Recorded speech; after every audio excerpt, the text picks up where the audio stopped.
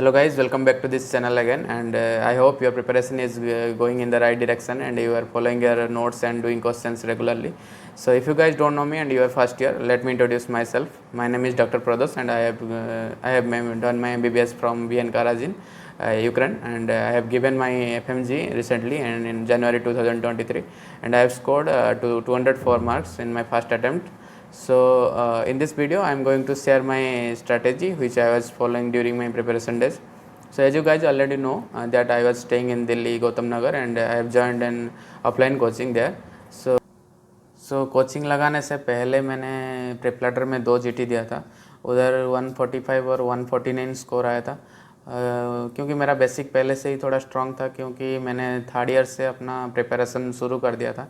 उधर यूक्रेन में जब था मैं फर्स्ट एड वगैरह भी पढ़ा था, और फोर्थ ईयर में मैंने मेरो का सब्सक्रिप्शन लिया था, तो उधर मैंने मेरो का सारे वीडियो भी देखा था।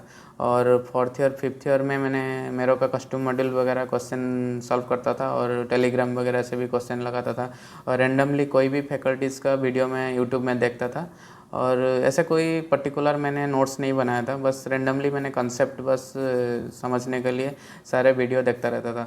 और इंडिया आने के बाद मैंने बस एक रूटीन फॉलो करने के लिए ये जो दिल्ली में मैंने कोचिंग लगाया, और उधर दिल्ली में कोचिंग लगाने के बाद उधर रोज़ जितना भी पढ़ाते थे उसको मैंने उसी दिन आके रिवाइज कर लेता था, और वीकली भी उनका एग्ज़ाम होता था, और वो एग्ज़ाम मैंने उसी हिसाब से मेरा वीकली भी रिवाइज हो जाता था।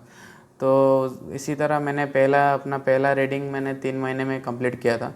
और पहला रीडिंग के बाद मैंने फिर से एक जीटी दिया, क्योंकि मैंने रिवीजन से पहले देखना चाहता था कि कितना इम्प्रूव हुआ है। तो उस जीटी में मैंने मेरो का जीटी दिया था, उसमें मेरा 190 आया था स्कोर।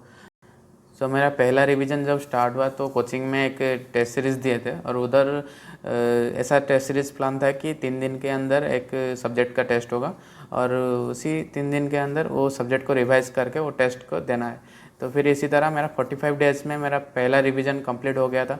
और वो जो 3 दिन का गैप रहता था उसमें मैंने अपना जो एफएमजी सॉल्यूशन में जितना भी वो सब्जेक्ट का जितना भी क्वेश्चन रहता था वो ख़त्म करके, बाकी नोट्स जितना भी था उस टॉपिक का उस सब्जेक्ट का, तो नोट्स भी ख़त्म करके वो टेस्ट मैंने देता था। तो मेरा पहला रिवीजन जब हुआ था वो थोड़ा मुश्किल था, क्योंकि बहुत सारे चीज़ याद रखने का था। तो एफएमजी सॉल्यूशन में किया, और बाकी टेलीग्राम वगैरह से भी करता था। वो सब क्वेश्चन का जितना भी एक्स्ट्रा पॉइंट मुझे मिला तो वो सब मैंने मेन नोट में मैंने ऐड कर दिया, क्योंकि मुझे वो सेकंड रिवीजन में थोड़ा हेल्प हो जाएगा। तो इसी तरह मैंने फर्स्ट रिवीजन मेरा 45 डेज़ में कंप्लीट हो गया था, और उसके बाद मेरा सेकंड रिवीजन शुरू करने वाला था। तो फिर हमारा एग्ज़ाम जो था वो पोस्टपोन हो गया। तो एग्ज़ाम दिसंबर में होने वाला था, वो जनवरी में कर दिया। 1.5 महीना लगभग वो डिले हो गया था। तो फिर मैंने सेकेंड रिवीजन से पहले मैंने फिर से एक जीटी दिया था, उसमें मेरा 210 स्कोर आ गया था। उसी टाइम हमारा कोचिंग में फिर से वो टेस्ट सीरीज़ देने का एक शेड्यूल आ गया, उसमें 30 डेज़ में फिर से 2 दिन के गैप में एक सब्जेक्ट का टेस्ट था। तो फिर मैंने जो सब्जेक्ट मैंने छोड़ा था पहला रिवीजन के टाइम, तो सब मैंने सेकेंड रिवीजन में कंप्लीट कर दिया, और उसी तरह मेरा सेकेंड रिवीजन में 30 डेज़ में अंदर कंप्लीट हो गया। और उसके बाद मैंने फिर से 3 जीटी दिया था, और उस जीटी में 210, 215, 220, एक जीटी में मेरा 230 भी आ गया था। तो इसी तरह मेरा प्रिपरेशन ऐसा ही था कि बस नोट्स मैंने फॉलो किया था मेनली।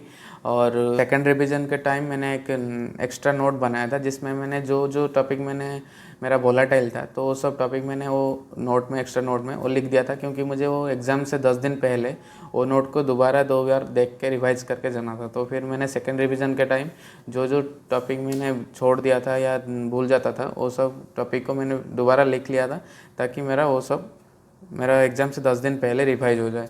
तो इसी तरह मैंने टेलीग्राम भी साथ साथ टेलीग्राम का क्वेश्चन भी करता रहता था, और टेस्ट वगैरह भी मैंने 6-7 जीटी दे दिया। तो फिर मेरा उसमें 2000 क्वेश्चन लगभग हो गया, और उस बाकी टेस्ट सीरीज़ में मैंने 3-4 हज़ार क्वेश्चन तो हो गया होगा। और जब रिवीजन के टाइम मैंने एफएमजी सॉल्यूशन भी कंप्लीट कर दिया था, और एफएमजी सॉल्यूशन में भी 3-4 हज़ार क्वेश्चन मैंने लगा दिया था। तो फिर टोटल ऑल ओवर मेरा 7-8 हज़ार क्वेश्चन हो गया था। और बाकी नोट्स मैंने प्रेफरेंस नोट्स को ज़्यादा देता था, ताकि जो टॉपिक मुझे एमसीक्यू में एक्स्ट्रा मिलता था वो सब नोट्स में मैंने लिख लेता था, ताकि एक नोट्स को दोबारा रिवीजन करते टाइम वो सब एक्स्ट्रा क्वेश्चन भी मेरा रिवीजन हो जाता था।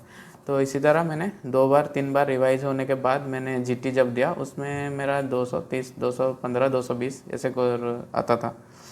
बस ऐसा ही था मेरा प्रिपरेशन। मैंने कुछ एक्स्ट्रा स्ट्रेस वगैरह नहीं लिया था, क्योंकि ये कोई इतना कॉम्पिटिटिव नहीं है कि आपको दूसरों से कुछ एक्स्ट्रा चीज़ जानना चाहिए तभी आप रैंक ला सकते हो।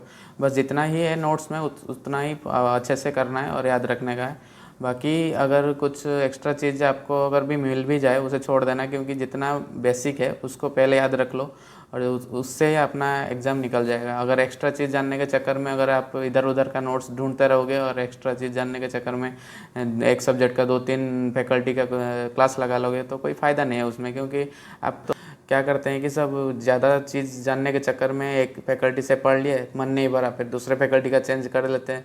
ऐसा कुछ नहीं होता, बस एक फैकल्टी का बस अगर अच्छा नहीं है तो पढ़ क्यों रहे फिर। अगर अच्छा नहीं लग रहा तो जो अच्छा लग रहा है उसे बस एक बार पढ़ लेना, बस उसको 2-3 बार पढ़ लो, हो ही जाता है।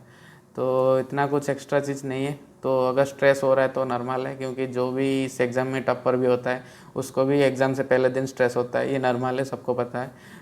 सो गाइज, अगर आप लोगों को कोई टॉपिक में कुछ एक्स्ट्रा चीज़ जानना है तो आप लोग कमेंट में पूछ सकते हो, कोई सजेशन है तो कमेंट में बता सकते हो, और लाइक कर देना वीडियो।